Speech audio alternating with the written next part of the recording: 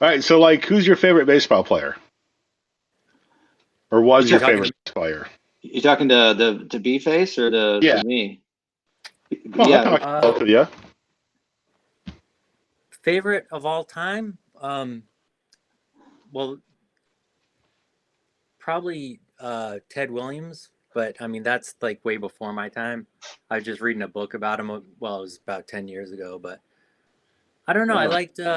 There was a whole bunch on that 2004 team that I thought were great. There was a lot of personalities on that team. Definitely. Yeah. Uh, I was only into baseball for a couple of years when I was a kid, so I think my only two I remember were, and they were sort of the same kind of people, Bruce Sutter and Kingman.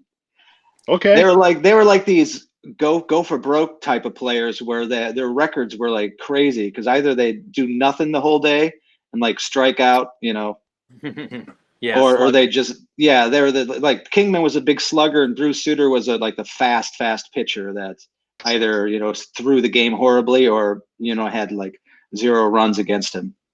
So I John, kind I of remember though. There was a few years ago. I saw you had a big White Sox thing on your van. Well, this was about 15 years ago, I think. So I thought you were a big fan. no, I mean if on even a Blackouts fan Liz is from that area. Where's She's from the South Side, so Did mom you have says? the white van when we were doing Mope shows in Chicago? a white van. I Oh, swear to maybe God, it might have been the there was like panic button. Yeah, it a was the White panic Sox. button van. Oh, okay, all right, all right, Yeah, maybe Ben put that on there. okay, I don't know. I don't remember. okay, Yeah. all right. So that's well, as I was saying, my brother used to be on the B team for the Cubs, So and what year was that? oh geez, that's when I was I don't know when I was like 9 years old, 10 years old. So So 1954. yeah, 54, 55. No, it's mid 70s, something like that, early 70s. So he's a Um, lot older than you. yeah, he's like 6 years older than me, Oh, so okay, or all so right. 17. Yeah, so maybe I was like 12 or something. But he had a very bad temper, and the coach yelled at him while he was pitching, and he threw the ball at the coach and like hurt him badly, so they kicked him off the Oh team. my God! Wow, Yeah, that would do it. yeah, but he was always. I mean, every day my brother would be outside pitching balls. This my mom used to get mad at him because he would use the garage door as his like pitching thing, and he started like getting like making holes in the garage door because he It's was kind pretty. of, He was his fastball was like what he was known for. My brother, he was super fast So he pitcher. trashed the garage. Yeah, yeah. And every morning I'd hear this doof doof like oh. 90 miles Shattered an again. hour, just stopping instantly. Like put up a pillow or something or a Yeah, mattress. seriously, like a cushion. So that's it. So Bill, we have that picture up a little while. So let's do a little advertising, and then we can get Yeah, into yeah, more we B can do faces that. here. Yeah. So So you there's did. three guys in mid-state Illinois have this band called Dead Rest. I first heard them play. They were playing with maybe 88 Fingers at the Legit Dog in Elgin. Put It Here 88. Productions Yeah. with Kurt Harrison from the Usuals. He was running that show. So Kurt and I got together over the summer times, did some talking, came up with Northwest Records here. And this is our first release. So we're just putting that out tomorrow. There was a big party for that tomorrow, and unfortunately, due to everybody being quarantined, this is the party. So just showing it off a little bit, and people can order it tomorrow online at 9 a.m. in the morning. Oh, congratulations.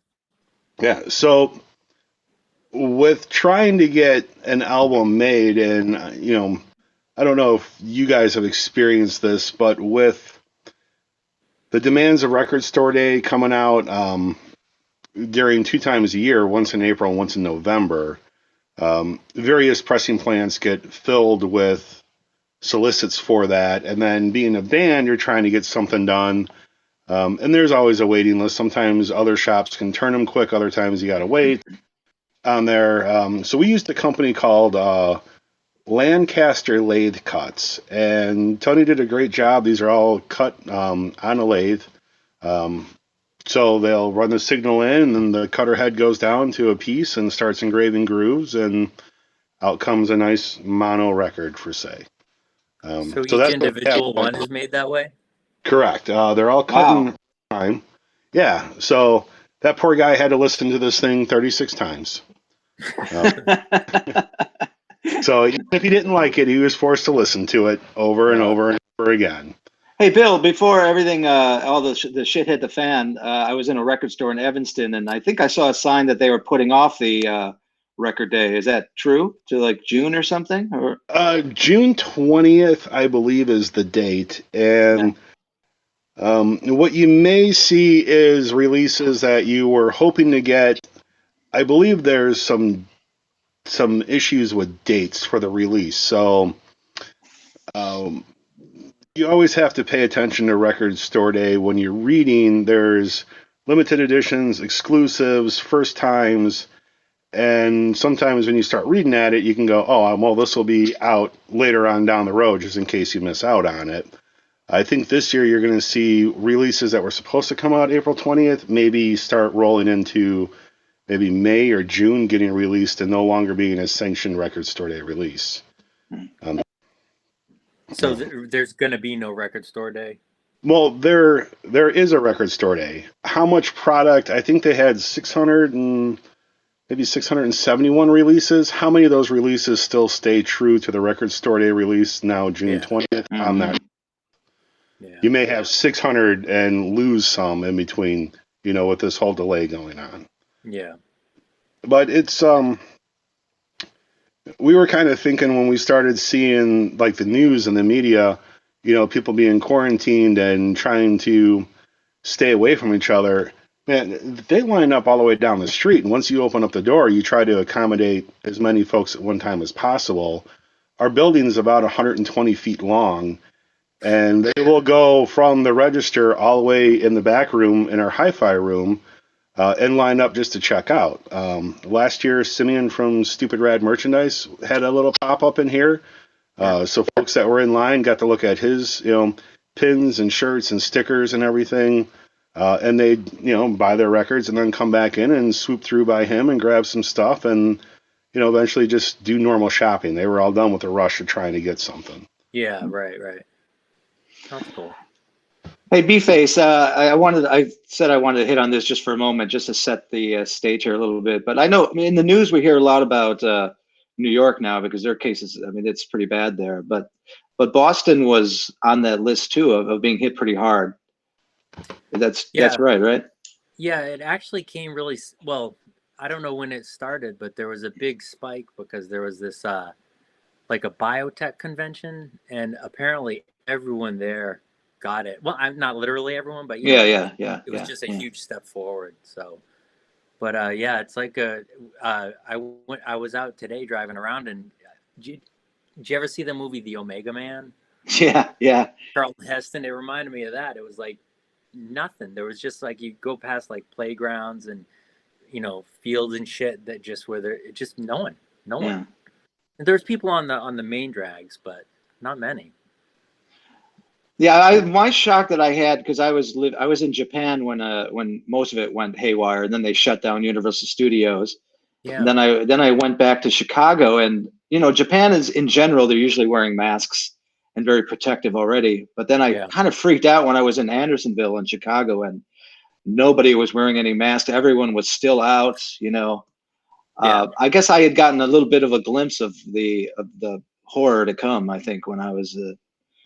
Because we're closer to China here, so and I'm pretty lucky I didn't catch anything because I had in my room, my wand room, the Chinese are probably the biggest tourists there, so I had probably saw about like 1,000 Chinese tourists a day, but so that's why I went into quarantine when I got back to Chicago because I didn't want to take that chance. But nothing ever. I'm fine as of right now. I'm fine.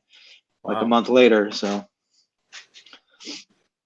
Are you trying to stay in as much as possible?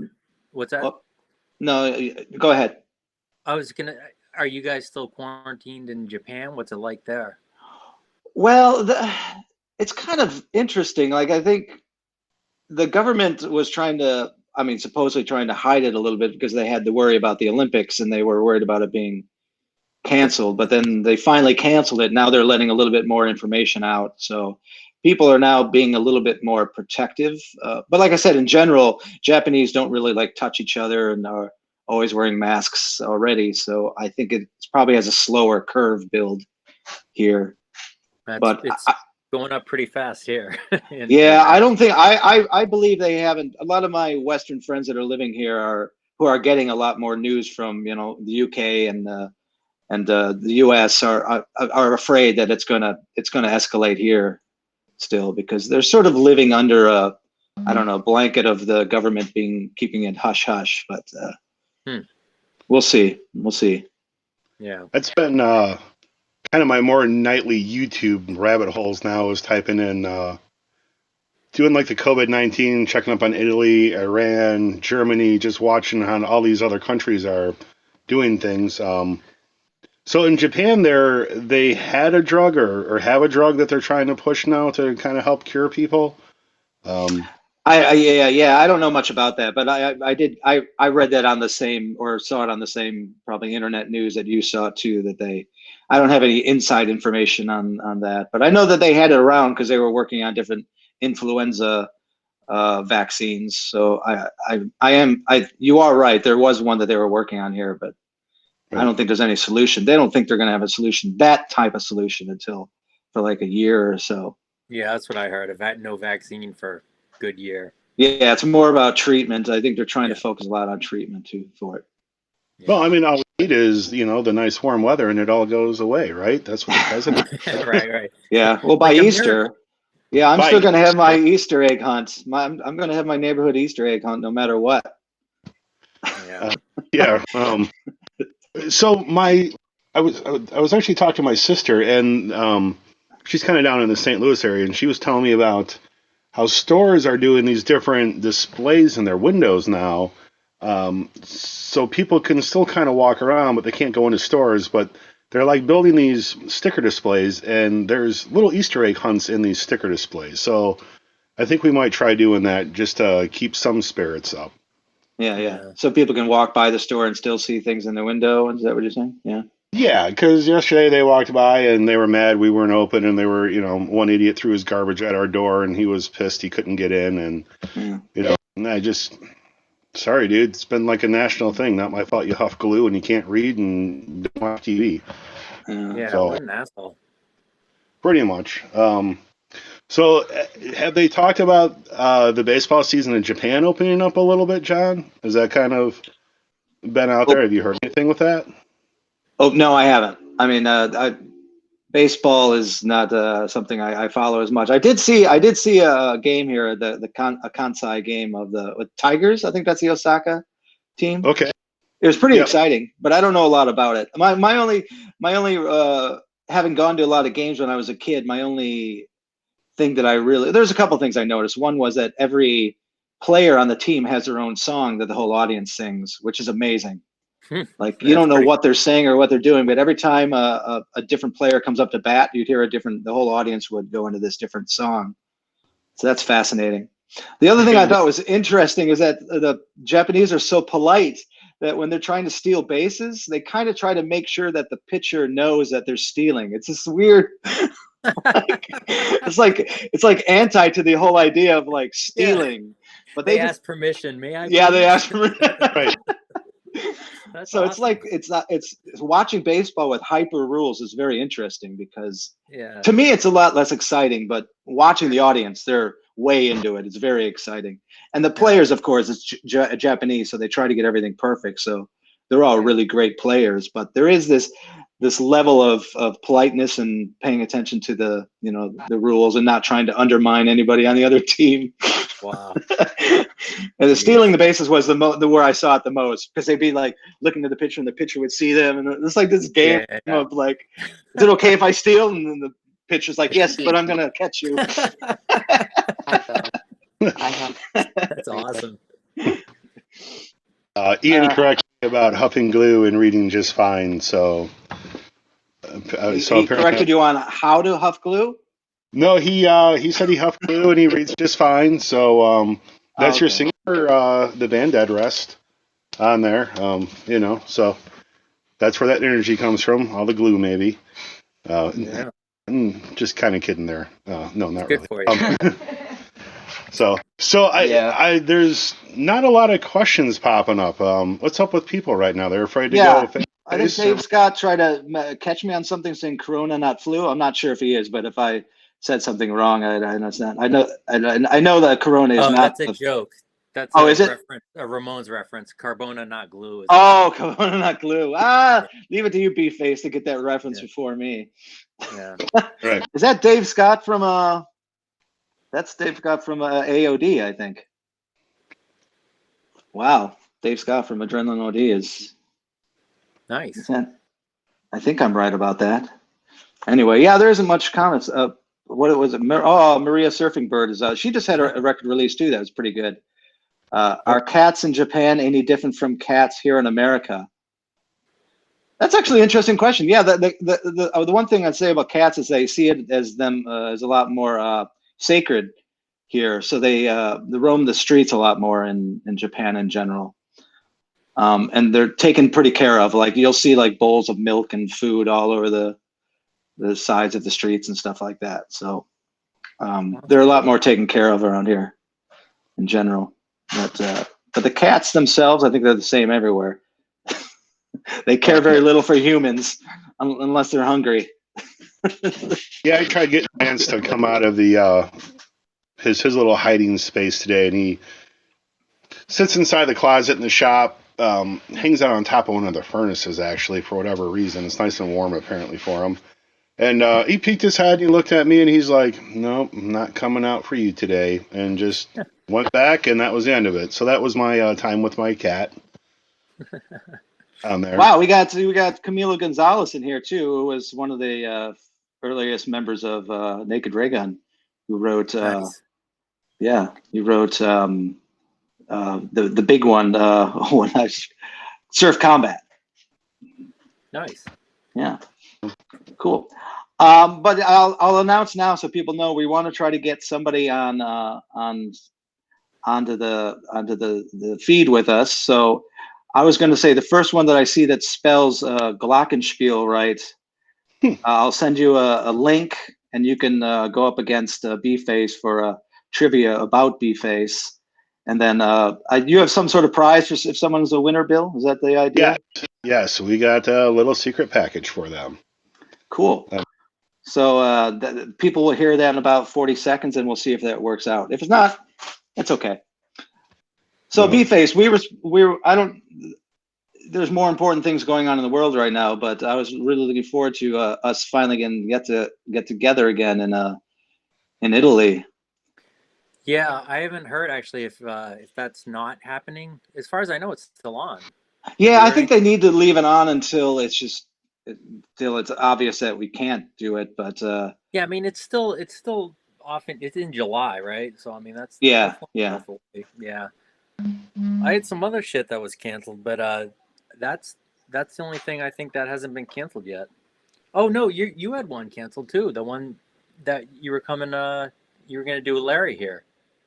Yeah, I mean, they were going to do some talking and interviewing, and then you were going to come play, and Vice was going to play too. So we'll reschedule that one. That's going to happen sometime. So Yeah. yeah, it just seemed like it was going to be too much fun to not do it eventually somewhere. Yeah. Oh my god. Yeah, I was looking forward to that one. That was gonna Yeah, be awesome. But yeah, we'll do it again. good. So I don't know if you knew that, Bill, but I was traveling around with the theater company, and then at each city that I was playing in, I wanted to try to get some gigs going where I just played with local bands and played like Weasel and Even in Blackouts and Mope songs, and then hopefully people that were in the bands would join me. Like B-Face was going to join in Boston, and I had Panic who was going to join in on drums in San Francisco. So we'll try to get that back on its feet eventually. Oh, you should come back to Chicago and do it in the record store. Have a little secret gathering. I'd love to. I'd love to. Yeah, yeah. When I come, I'm supposed to be back in the end of April if things don't completely shut down and lock down. So, are you going to bring your girlfriend back with you then, or is she going to stay in Japan?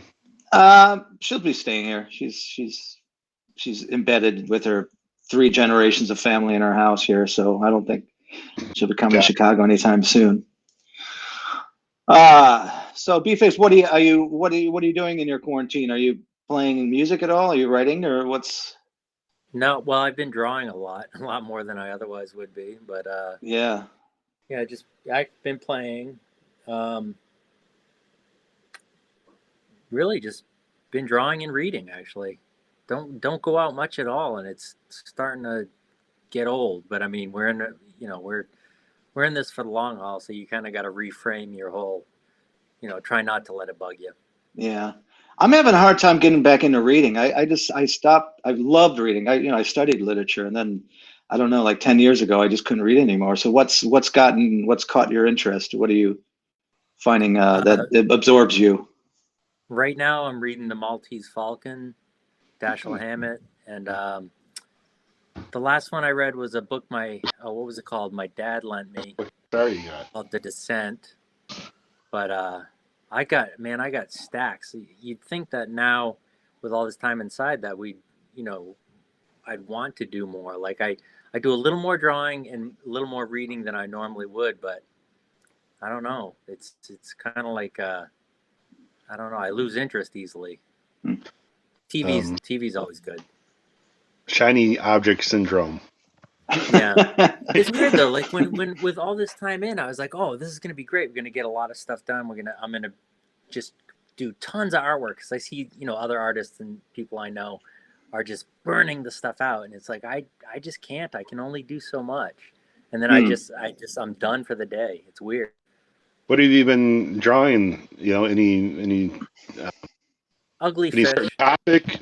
Okay, I ugly just fish. finished the ugly fish today. Yeah. All right. Do you have a picture of this ugly fish that you could show us? Yeah, I can get it. It'll take me a minute. Go get. I want to see the ugly fish. Yeah, there's a minute delay anyway, so. Well, they'll have that minute delay once the minute delay is over. No one has attempted to try to spell Glockenspiel yet, so maybe we'll have no competition there.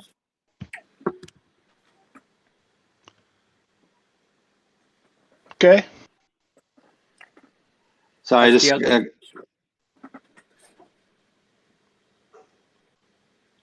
I was just checking the messages, see if anybody sent Glockenspiel yet. But did you? I'm sorry. Did you show the picture already? I didn't even. Oh, sorry. Yeah. I missed it. Who's there? Oh, it seems like computer than the phone. Am I correct in saying over the years, B-Face, your sort of attention to like smaller details seems to be getting a little more intense? Is that true, or have you noticed that about your art? Yeah. I find it more enjoyable. I used to have my attention span was worse. I think I don't know.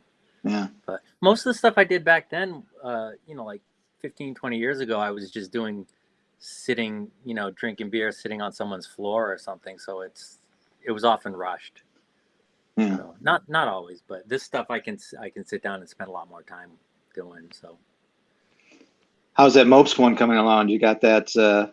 It's done actually. Oh, it's done. I haven't seen it yet. Yeah, it's just a wagon wheel, but it's kind of cracked and broken. Because of accident waiting to happen, so it's a wheel. Yeah. Yeah, Bill, we're releasing a limited edition shirt for the Bergamo show to help sort of raise the money to pay me and me back for the plane tickets. So I've even more invested in us getting their B-Face. So yeah, we'll get you there. We'll get everyone there. It'll happen. Yeah, they were hit pretty hard. Milan. Bergamo was one of the worst areas. So I'm sure they'll be on the opposite side of it by then. But I'm more worried that the rest of the world is going to be on lockdown still by that time. Yeah. But we'll see. So with all this going on, and do you think you'll see more people willing to go to smaller venues and support local more than national touring? Meaning, like, if you're in an area now in the suburbs, would you be more willing to go someplace like Mary's in Rockford to watch a band play as opposed to going to Chicago? where it's more dense population. Do you think that's going to have an effect on shows this year? Do you have an opinion on that, B-Face? No, you can never tell what people are going to do, and you can never tell how this is going to pan out overall. Yeah. But that's an interesting question, actually.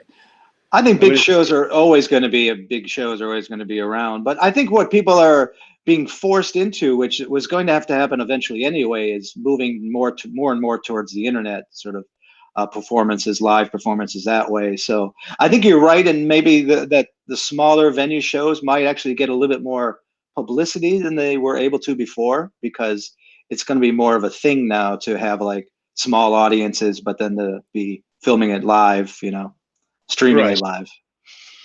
I mean, for me, going to stadium show or 1,000+ person show, it's I don't. You're still there and you're still connected to the music, but when you go to the 50 or 100-person show, you're able to just kind of get more there with the band. You're able to say hi to somebody, talk to them, shake their hand, tell them how much you enjoy them. And when you get into the larger stuff, you just don't have those opportunities anymore. I got a question for you. Let's go down. What was your first like big venue show growing up, and what age were you? So who remembers theirs? Mine was at the Metro. The Metro. Yeah. Yeah, he did. 88 Fingers was releasing Thanks for Being Our Friend. Evil Engine was playing. Dan had recorded their stuff. And then, of course, the Lillingtons were there. And that's when William got introduced to Cody and Tim. And unfortunately, Corey didn't spend any time at the merch booth. Alex did. So William missed out on, meeting Corey, but it was still a really he's a bad influence anyway, so it's good you didn't spend time with Corey. Jim Testa saw the Beach Boys at the Jersey City Stadium. Oh, the Beach Boys at Jersey City Stadium. So B-Face, do you remember what yours is? My first big show of consequence to me was the Ramones in '88. I did see, when I was a kid, I saw U2. My friend's sister brought us, but I don't really remember much of that. It's not because I was like 2 or anything. I was probably 12, but it just, it was I think my first big stadium show that I really that I wanted to go see was Public Image Limited. I saw them in some stadium, so that was pretty cool. Yeah, that was he was my idol. So yeah, my first was I was about 12. I saw Queen with Freddie Mercury back then at the Rosemont Horizon, before the other Rosemont Theater was around. But I stopped going to big shows pretty early, because as a short guy, there's not much. You can't see anything. Yeah, I wasn't really enjoying myself anymore. And once punk hit in those smaller venues, like Bill was saying, the power the power you get from a band in those like smaller venues is there's no untouchable. Comparison. Once you get to go to your first like a basement punk show or something like that, there's no comparison at all. I mean, I won't even go to a stadium show. I had tickets. I'll go to one stadium show maybe every 5-7 years. I had tickets to go see Rose Tattoo in May, but I don't think that's going to happen. But that was just really not because I like stadiums. Well, it's not a stadium; it's just a really big place. But yeah. But it's just because it's Rose Tattoo, and I'll probably never get another chance to see him. So, right. I saw Rose Tattoo with Aerosmith and Ted Nugent. Get the hell out of here! Wow. At the Alpine Valley, one of those huge amphitheaters. So, Holy oh, that's right. George Thorogood was on that show too. It was a pretty action-packed bill. So, oh, someone just said Ozzy was their first show. That was one of my first shows too. I was lucky enough to see Randy Rhoads. He died a week later after I had seen Randy Rhoads play with Ozzy Osbourne. So, wow, that was a big highlight to be able to see Randy and Ozzy on stage together. That must have been early 80s, right? Because he died like 81 or something. Yeah, I can't remember the exact date, but yeah, it was around then. It was, I think, Not bark like a dog. That's Screeching Weasel. Bark at the Moon. Yeah, I think yeah. that had just come out. I think.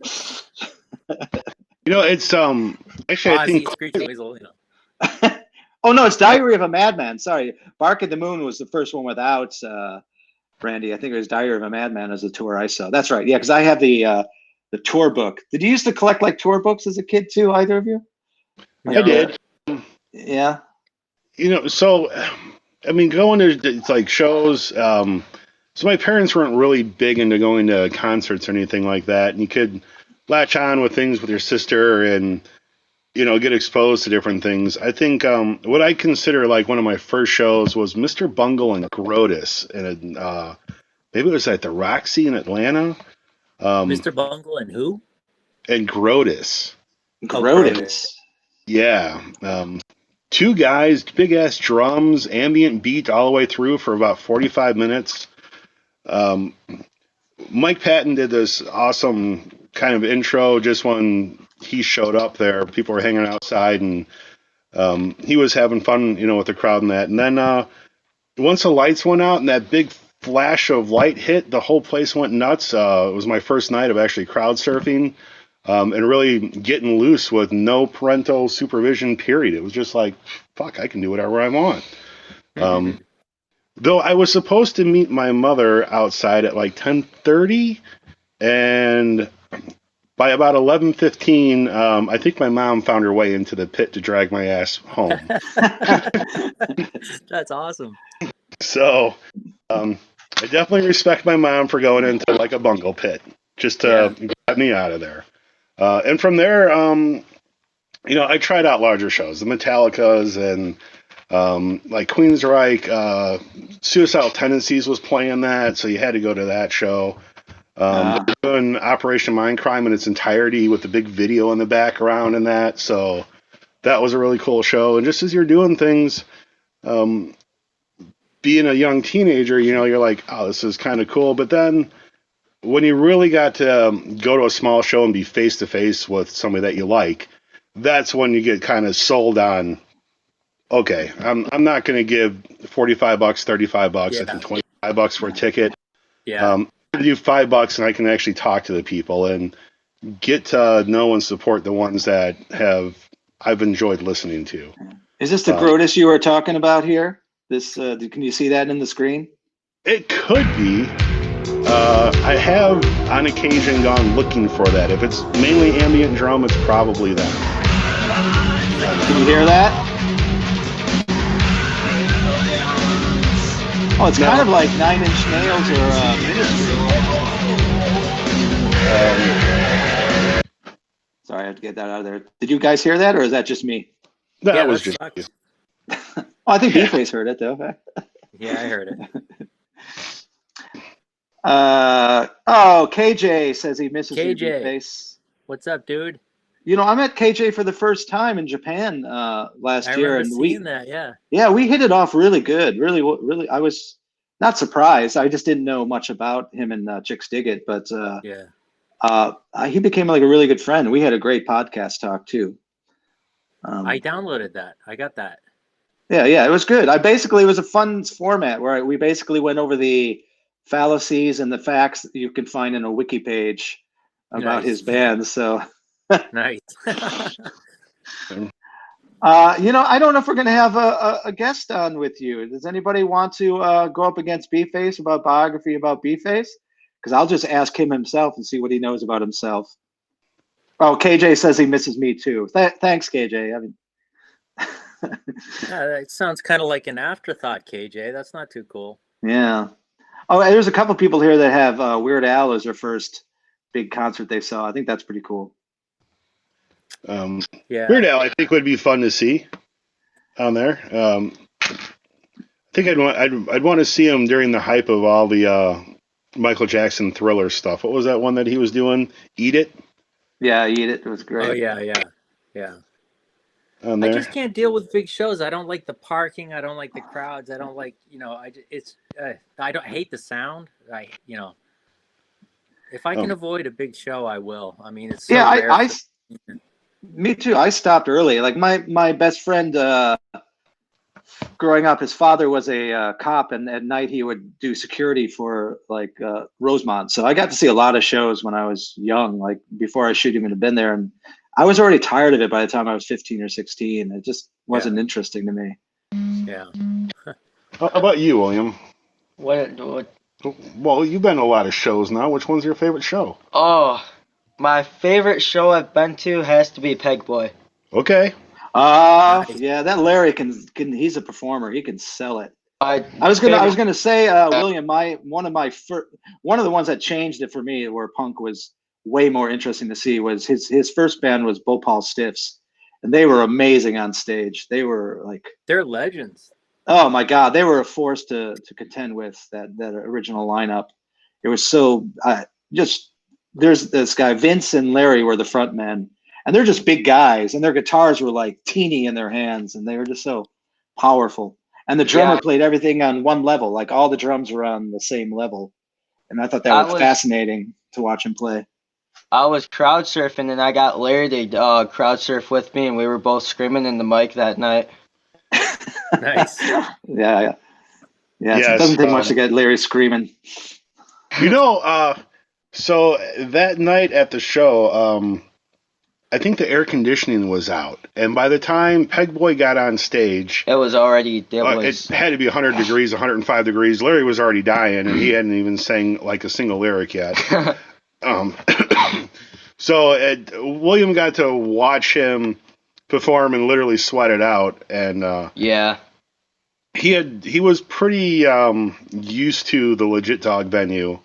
They got like this little gas pipe fence that separates the stage and the crowd, and he's gotten up there pretty much almost every time. I think when Teenage played, he was climbing up there. Teenage played, I got there and I jumped off of the guardrail and just crowd surfed my way to the back and got back up and was in the pit. There, 88 Fingers he did that with. And I went to a Dead Kennedy show. Yeah, all the way out in Joliet. Joliet. Yeah, I had a friend that I worked with at Ranter Cinema, Ranter Shopping Mall, his old mall they tore down in Mount Prospect.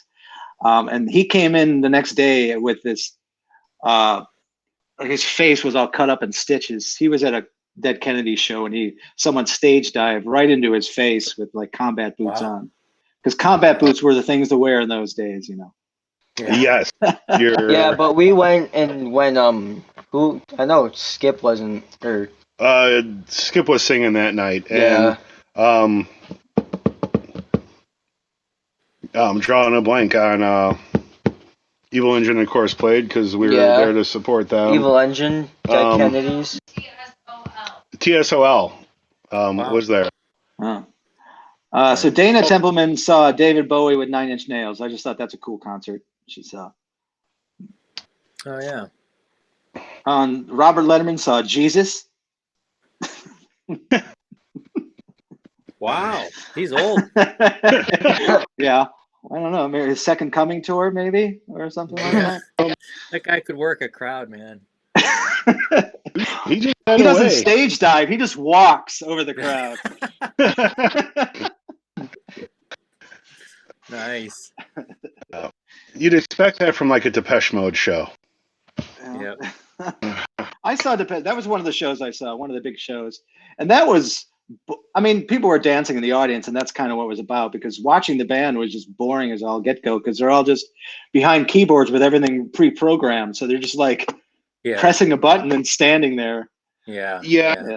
I don't get me wrong. I actually love Depeche Mode. Ever since Speak and Spell, like the early records, I just like them. But live, they're just boring.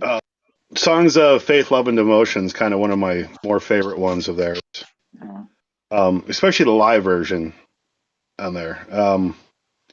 What was the very last concert that you went to? What was the last shows that you guys have been to? Oh boy. Jeez.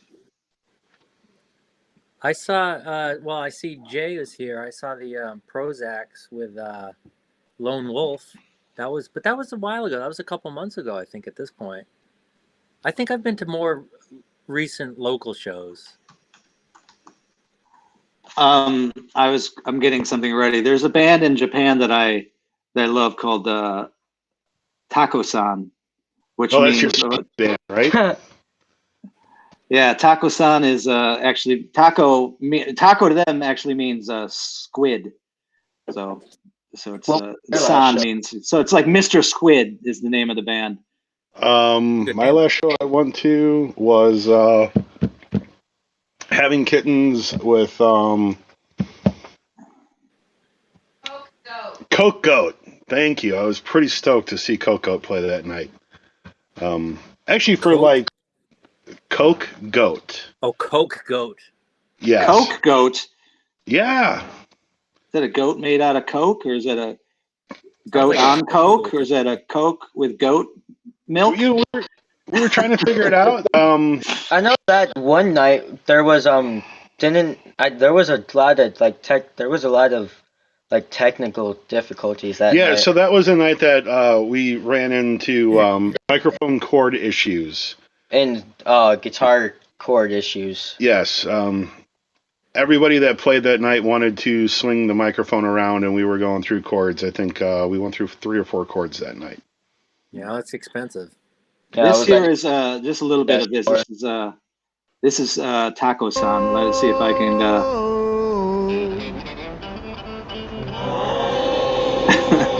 Let me skip along here a little bit. That's Taco-san. He's one of the best performers I know. Oh, mommy, boom, boom, boom.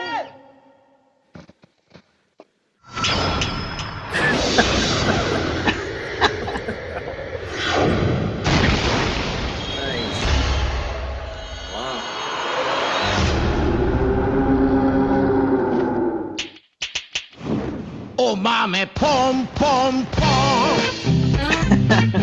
Oh, mommy, pom, pom, pom. Wow. Oh, mommy, pom, pom, pom. Oh, mommy, pom, pom, pom. So that's Taco-san. That's awesome.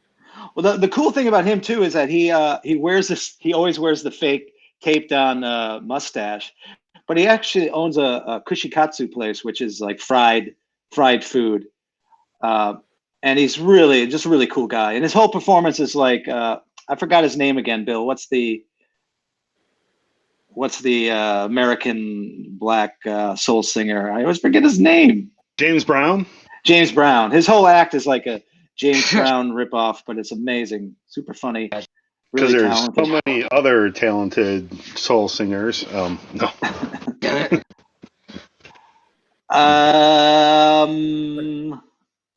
Hey, I'm going to ask you these questions. I think I'm just going to ask you these questions, B-Face, and okay, you can claim the prize from Bill. You willing to give Bill? You willing to give B-Face some swag? Well, wait, no, hang on. He's already sending me a shirt. Well, okay, but that shirt is the Lillington Shit Out of Luck shirt that said Siren Records are bust from when they played for me. Yeah. So you were getting that shirt anyways. That's what I'm saying, though. Whatever you were going to give to someone else, we should still give to someone. I say give it to John. I just gave John a whole box of shit. I don't even think he probably sold half of it in the airport.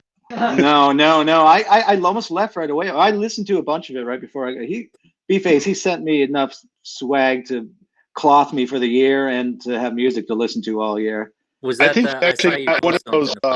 Yeah, that was like a third of the stuff that he sent me. Okay. That was like a third of it. I think John actually got that shirt as well. I think I threw one of those in there. How about Melody Michael Pettit gets it? Well, you know what? I'm gonna because we only got about like 10 more minutes to go. I'm just going to invite my friend Jay Gavin, and see if he wants to join us and go up against you. Let me see. Yeah. But ask him someone else, Bill, while I do this. Well, can you do the Mr. T pictures, and we can let the 30 people watching figure out which Mr. T B-Face is?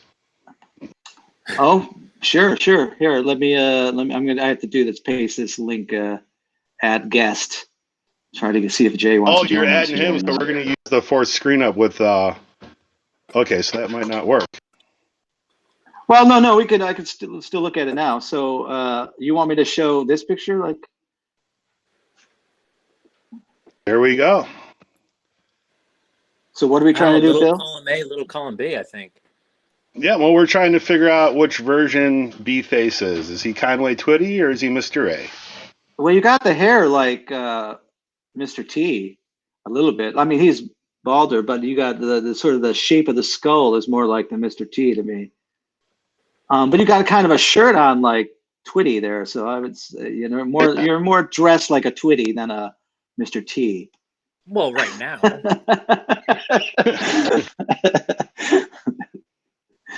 That Jason Stilly. Cody is a wise ass. Don't listen to him.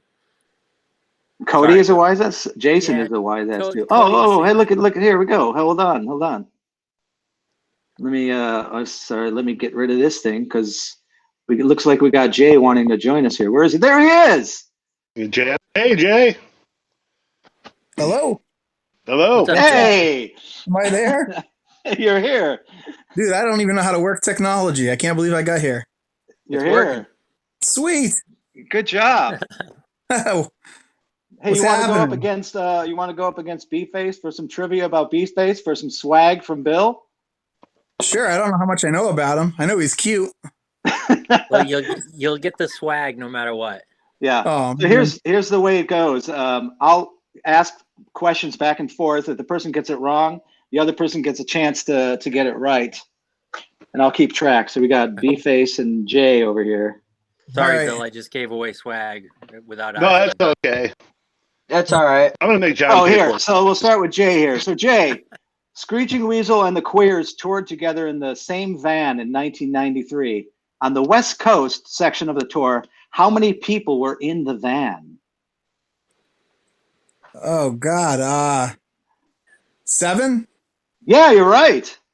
For another point, do you know who was in that van? Oh, geez. Was it a picture on Panic and a panic Yeah. button or two? It's close Yeah. to that. The West Coast was slightly different, but yeah. I think oh Cody's yeah, maybe trying it to was. get on. Oh, had to Yeah, have Hugh, Joe, B-Face, Jughead, Ben. No, I'm not sure. you're wrong right there. But that's Yeah, that's a good guess, Jay. You did good. So B-Face, I'm just guessing. yeah. Who was We had- there? It's a little bit of a I trick know- question. Both Dans, Dan Panic, Dan Vapid, because Panic was playing drums for the Queers as well. Yeah, that's the trick So- there. That yeah. So is Ah, both Dans, John, me, Ben, Joe, Richard. Yeah, you got it. Wow. Richard. hey, I got Richard the was. number. I'm happy with that. Yeah, Richard was known as he was a pretty well-known roadie in the day out of San Francisco. Great guy. I love that. I love that Yeah. guy. Yeah, so Yeah, much. yeah, and he was an awesome roadie too, man. He was great. Yeah. So we're back to 1 point each. So I'm going to stick with you, Jay, and let's see what you could do here. So Cody. the Mopes played 2 insubordination festivals. Name the year of one of them or both of them for 2 points. 2006. Yes. That was the after party one. And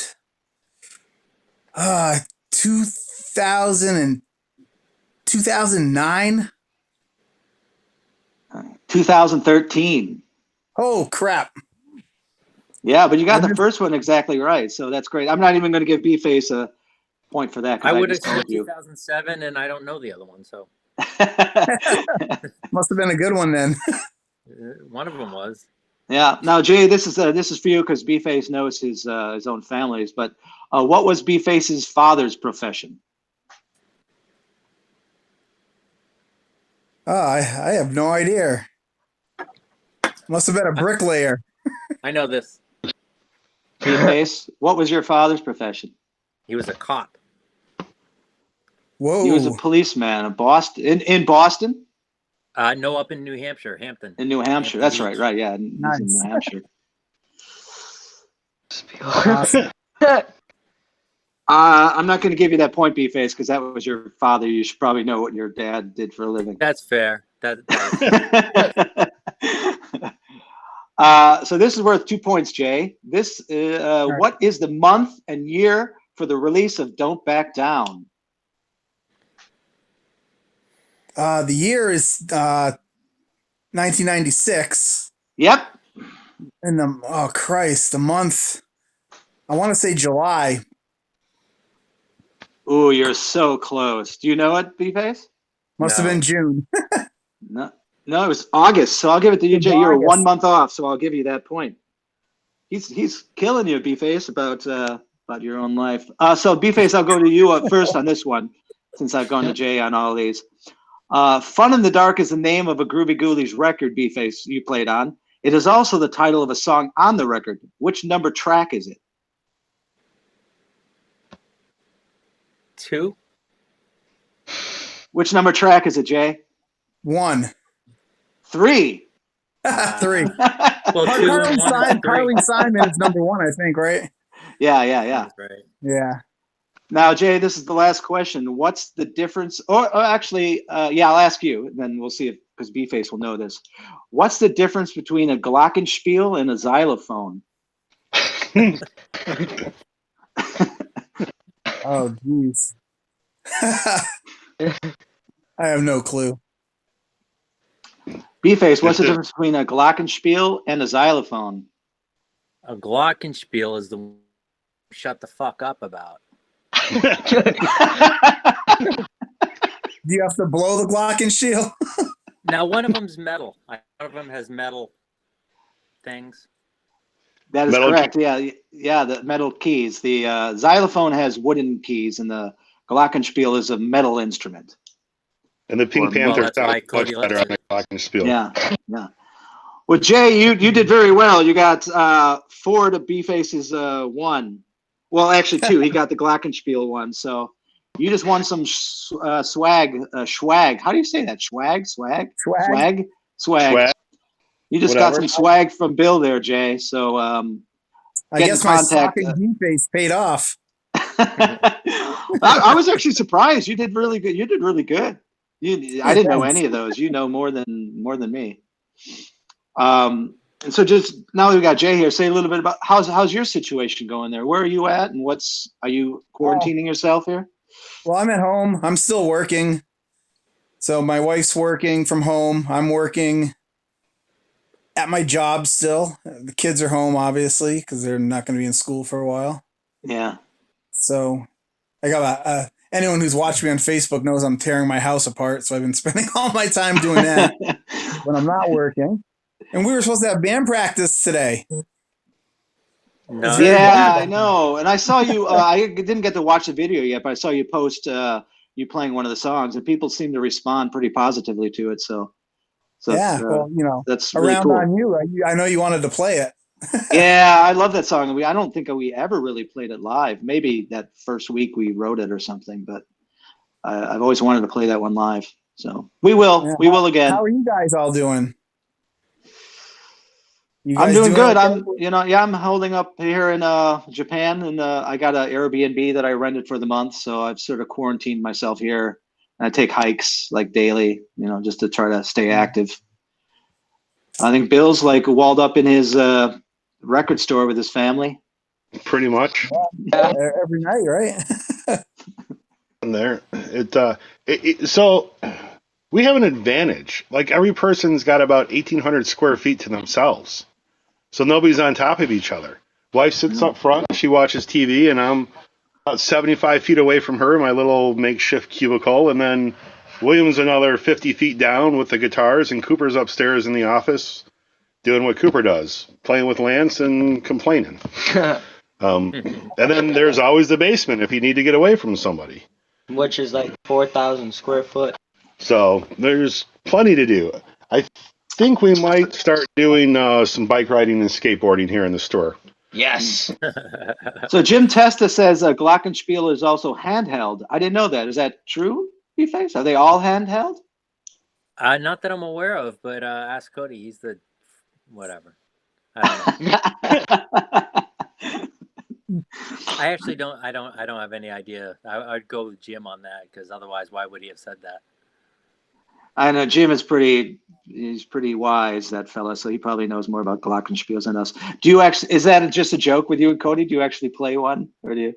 No, it came up as a joke at your 50th thing, the 50th birthday party. that you Birthday? did. Yeah. Just Cody and his wife were, I can't remember why it came up. We were just being assholes, just fucking around, and it just became one of those ongoing jokes, you know.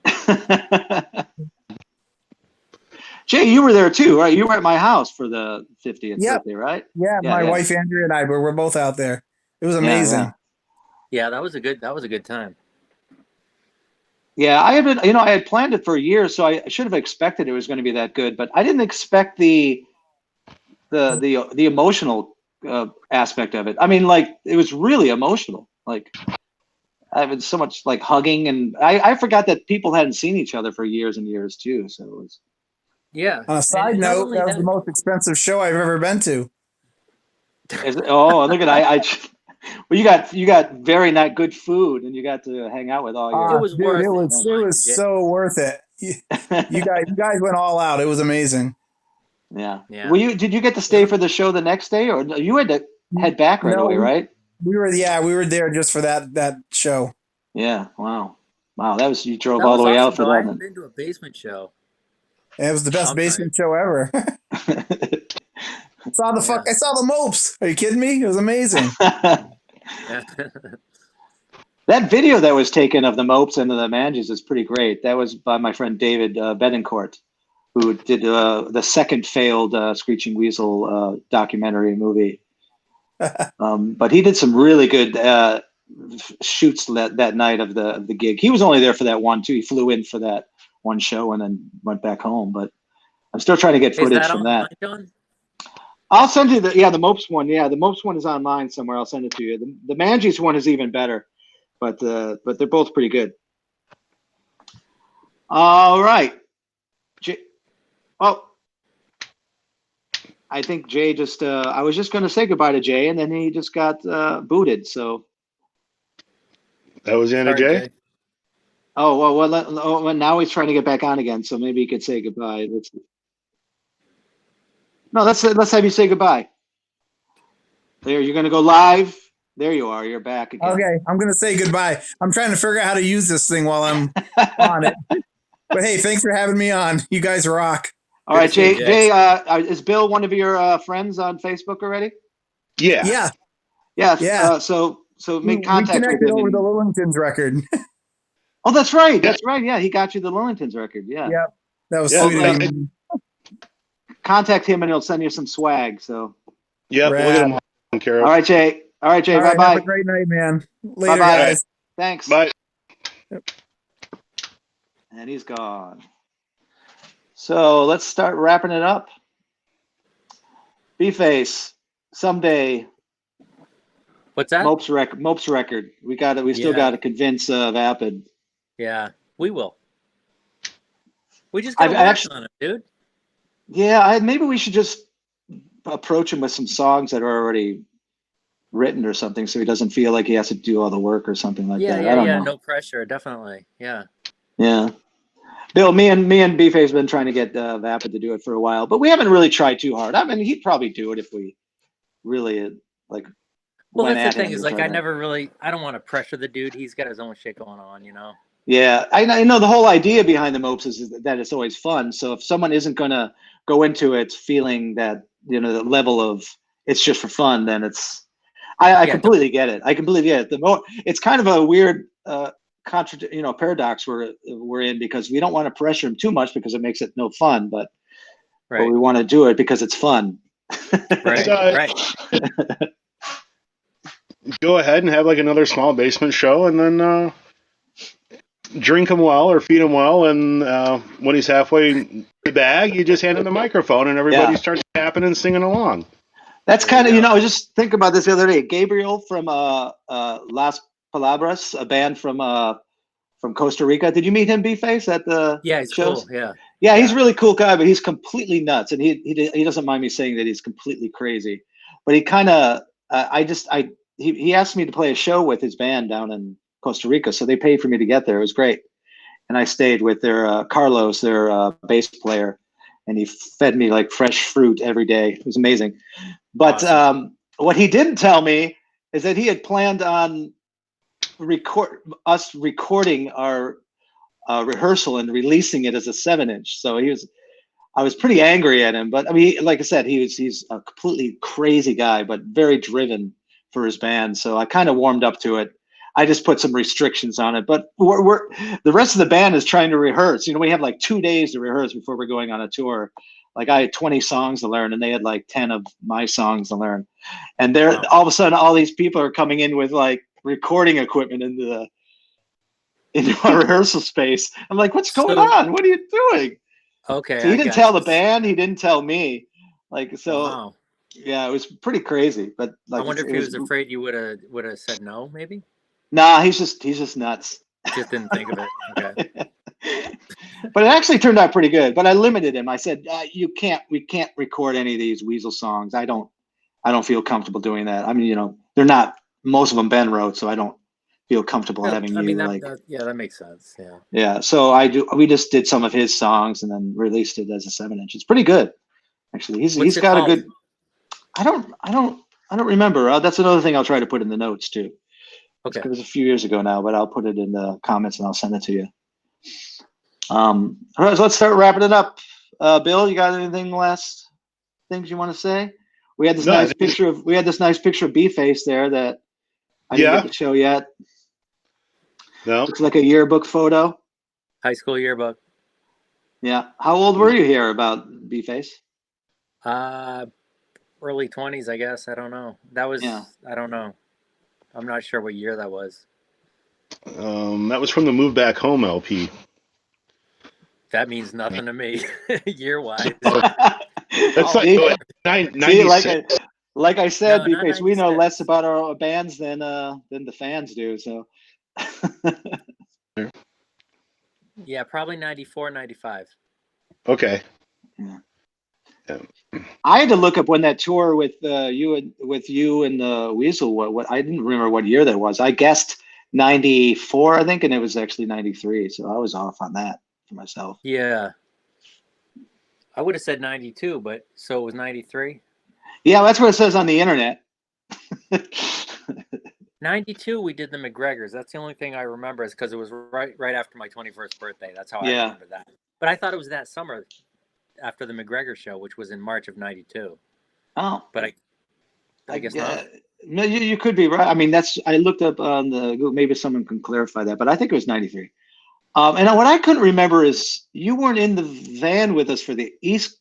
I think we did 2 weeks on the East Coast, and then we went home, and then we went West Coast. Was Queers with us the whole time? No, we didn't do the first. You guys went back to Chicago. You're right. You did 2 weeks. And then I think Joe and I went out there, and we got in the van with you guys, and our first show was in Memphis. We went south from Chicago.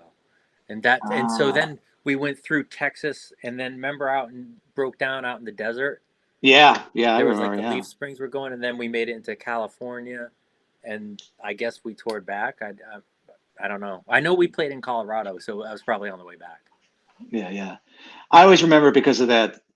Well, I wrote about it in the book, that huge argument when we left that LA show that never happened. It became famous. Yeah.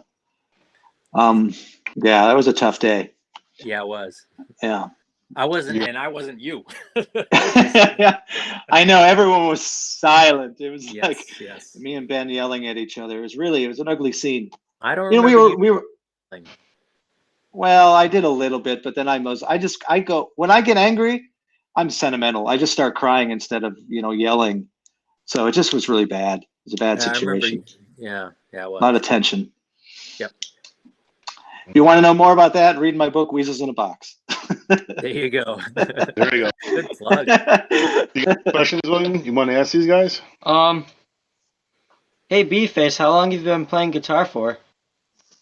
8th grade, so 35 years maybe. And did you play guitar before bass, B-Face? Yeah. But I never really got too good at guitar. I never played guitar in a band, so I didn't. I just rehearsed it on my own. So Yeah, but I would tell you, I think he's actually pretty good. He does most of the sort of wanky solos on the Mopes records. So a couple. there. yeah, a couple of them. Yeah, He's a songwriter, cool. you know, and he's got some art behind him. So well-rounded, you know, Well-rounded artist is our well-rounded artist.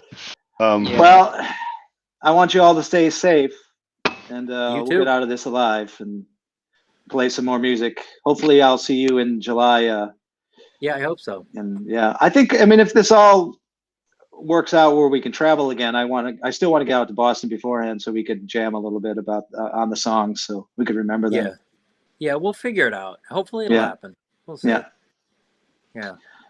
All right, I'm going to get us off. Oh, wow, we went long day. We went an hour and 5 minutes. So I'm going to stop streaming now. So goodbye, everybody. Thank you for watching this. See you and stream off.